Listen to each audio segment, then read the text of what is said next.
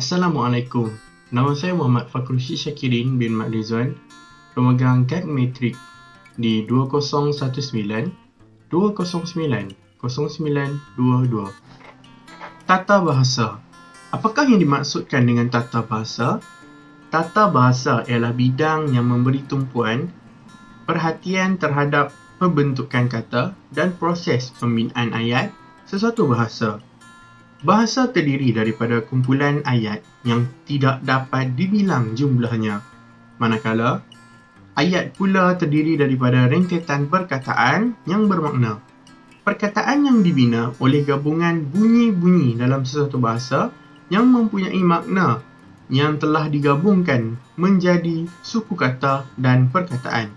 Bidang tata bahasa ialah satu bidang yang mengkaji cara-cara perkataan itu terbentuk dan selanjutnya cara perkataan itu bercantum, membentuk frasa dan ayat. Bidang tata bahasa terbahagi kepada dua, iaitu morfologi dan juga sintaksis. Apakah yang dimaksudkan dengan morfologi? Menurut Kamus Dewan edisi keempat, morfologi dimaksudkan sebagai kajian tentang pembentukan kata dalam sesebuah bahasa, termasuk infleksi, terbitan dan pemajmukan. Selain itu, ia juga bermaksud cabang biologi yang berkaitan dengan bentuk dan struktur organisme dan kajian tentang struktur dan bentuk sesuatu. Terdapat pelbagai cara untuk membentuk sesebuah perkataan dalam bahasa Melayu. Perkataan yang bersifat tunggal boleh dibentuk menjadi perkataan lain apabila perkataan tersebut mengalami proses pengimbuhan, pemajmukan dan juga penggandaan. Pemajmukan, apakah yang dimaksudkan dengan pemajmukan? Pemajmukan ialah proses yang menggandingkan dua kata dasar atau lebih untuk memberi makna tertentu seperti alat tulis, cahaya mata, buah tangan, setiausaha dan sebagainya. Menurut buku Tata Bahasa Dewan edisi ketiga, proses pemajmukan ialah proses yang merangkaikan dua kata dasar atau lebih dan bentuk yang terhasil membawa makna khusus. Ejaan kata majmuk ialah terpisah dan bertindak sebagai satu unit, iaitu bentuknya tidak boleh menerima sebarang sisipan unsur lain. Seterusnya, kita berpindah kepada konsep kata majmuk. Saya serahkan kepada saudara Fahmi. Sekian, itu sahaja daripada saya. Terima kasih.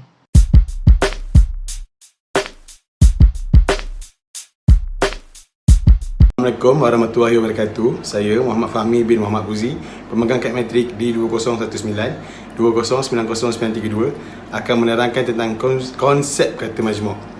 Konsep kata majmuk ialah bentuk kata yang wujud apabila dua kata dasar atau lebih dirangkaikan menjadi satu kesatuan sintaksis yang membawa suatu makna tertentu.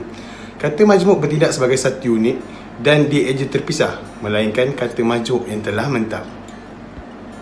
Menurut Ahmad Khair Muhammad Nur menyatakan kata majmuk merupakan gabungan dua kata dasar atau lebih dan bentuk kata yang terhasil bersifat sama seperti satu perkataan dan membawa makna tertentu.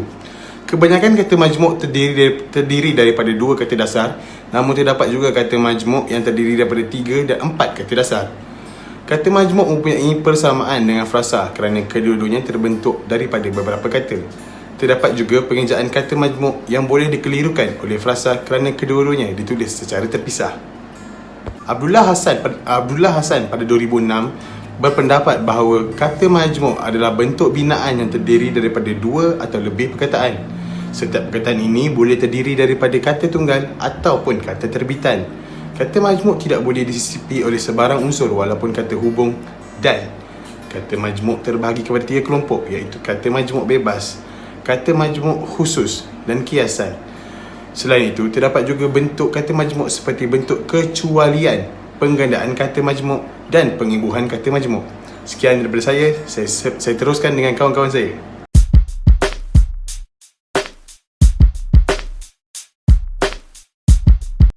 Terima kasih kepada saudara Muhammad Fahmi.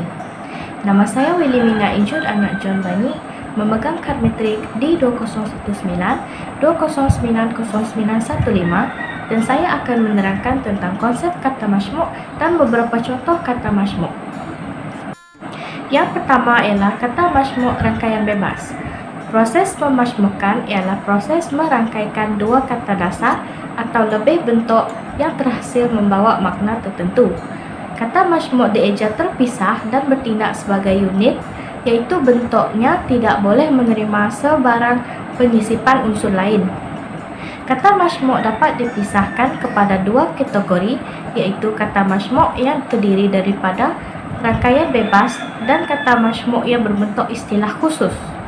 Contoh kata majmuk rangkaian bebas ialah alat tulis, biru laut, jalan raya, dan nasi minyak. Yang kedua ialah kata majmuk istilah khusus. Contoh kata majmuk istilah khusus ialah mata pelajaran, kertas kerja, teknologi maklumat, garis pusat, dan deria rasa. Yang ketiga ialah kata majmuk simpulan bahasa. Simpulan bahasa bermaksud ungkapan yang terdiri daripada dua perkataan atau lebih dan mempunyai makna yang berlainan daripada erti perkataan-perkataan yang membentuknya. Contoh kata majmuk simpulan bahasa ialah hati emas, buah tangan, kaki bangku, dan makan angin. Yang keempat ialah kata nama majmuk. Contoh kata nama majmuk ialah air mata, buah mulut, daun telinga, cita rasa, guru besar, dan menteri besar. Yang kelima ialah kata sendi majmuk. Contoh kata sendi majmuk ialah daripada, kepada, sedari, dariha, dan bagaimana. Yang keenam ialah kata kerja majmuk. Contoh kata kerja majmuk ialah angkat kaki, buang air, campur tangan, datang bulan, dan gulung tikar. Seterusnya saya serahkan kepada rakan saya, Saudari Syafika. Baiklah, saya ucapkan terima kasih kepada Saudari Wilimina. Nama saya Syafika Anak Liking dan memegang kad metrik D2019.0909000. Saya akan meneruskan pembentangan Saudari Wilimina sebentar tadi mengenai contoh kata majmuk.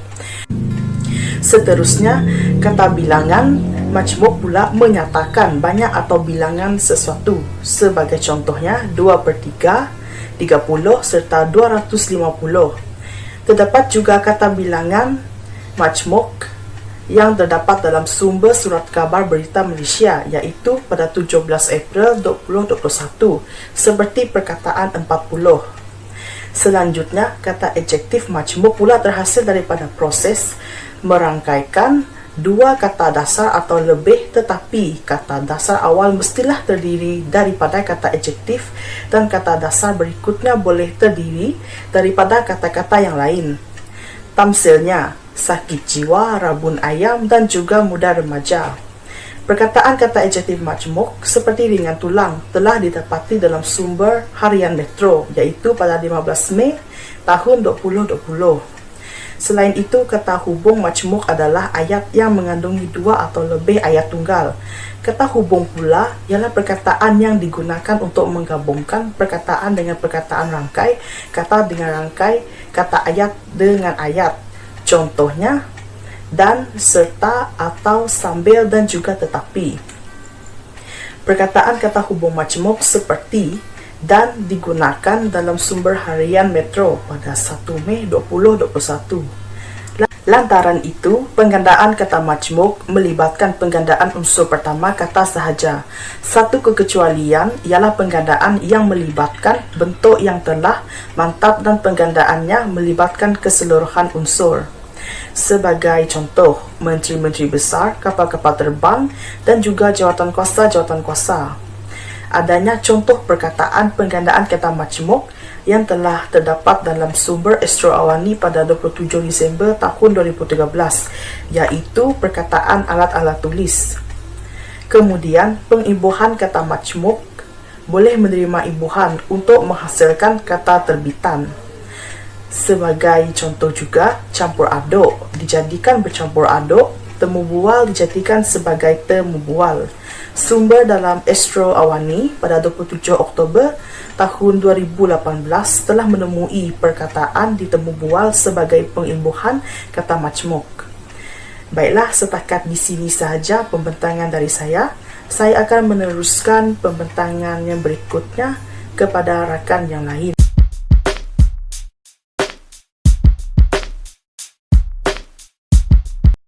Salam sejahtera, nama saya Marilyn Joanna Anak Kennedy yang memegangkan metrik bernombor di 2019-209903. Baiklah, di sini saya akan menerangkan teknik mengajar bahasa majmuk. Mengikut Kamus Dewan Edisi keempat, teknik merupakan sesuatu kaedah yang menghasilkan hasil seni seperti karang-mengarang, kraft, muzik dan sebagainya.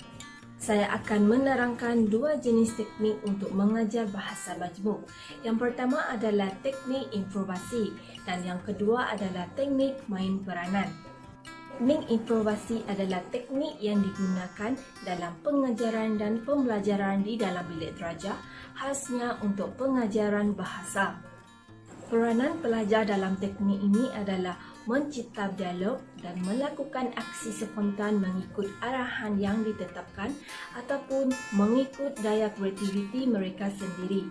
Teknik main peranan adalah satu situasi yang melibatkan pelajar memegang peranan sama ada menjadi diri sendiri ataupun menjadi individu lain, dan kemudiannya beraksi sebagaimana yang dikehendaki oleh situasi yang telah ditetapkan.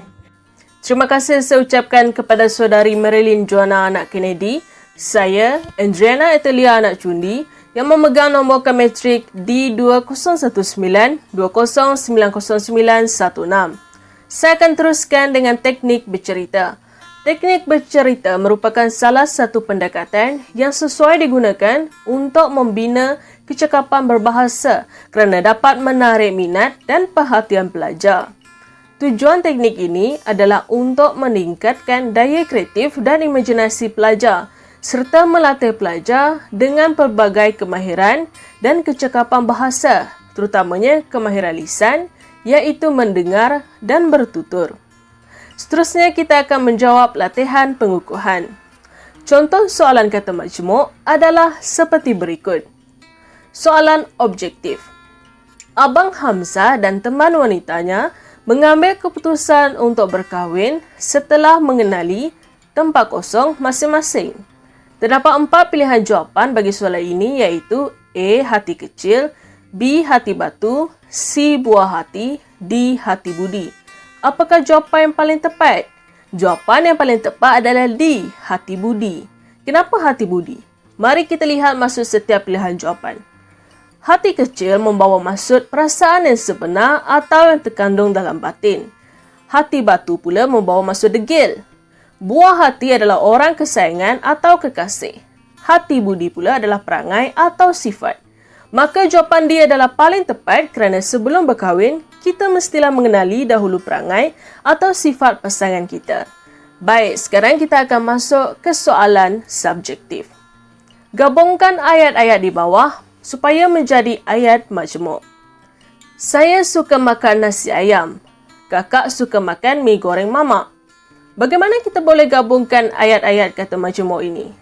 Kita boleh gabungkan ayat-ayat tersebut dengan menggunakan kata hubung gabungan seperti dan, atau, lalu, tetapi, maka dan lain-lain.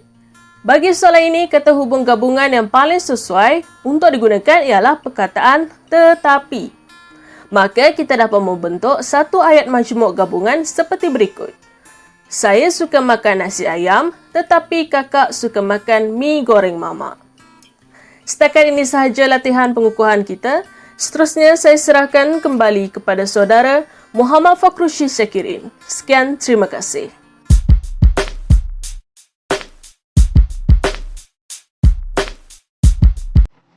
Terima kasih kepada saudari Andriana. Secara kesimpulannya, kata majmuk ini ialah ianya merupakan satu proses pembentukan kata yang menggabungkan dua kata dasar yang pada asalnya berbeza makna kemudian digabungkan dengan kata dasar yang lain dan menjadi satu makna baru. Kita juga dapat melihat terdapat pelbagai kata majmuk yang berada dalam bahasa Melayu daripada segi jenisnya, dan juga penggunaan kata majmuk juga sangat kerap digunakan dalam penulisan bahasa Melayu seperti dalam bahan bacaan, surat khabar, artikel, jurnal dan lain-lain. Selain itu, terdapat juga banyak teknik yang digunakan dalam pengajaran dan pembelajaran yang menggunakan kata majmuk. Para pengaji berharap modul ini dapat membantu dalam pembelajaran tata bahasa Melayu, terutamanya dalam tajuk pemajmukan. Itu sahaja daripada kami. Sekian, terima kasih.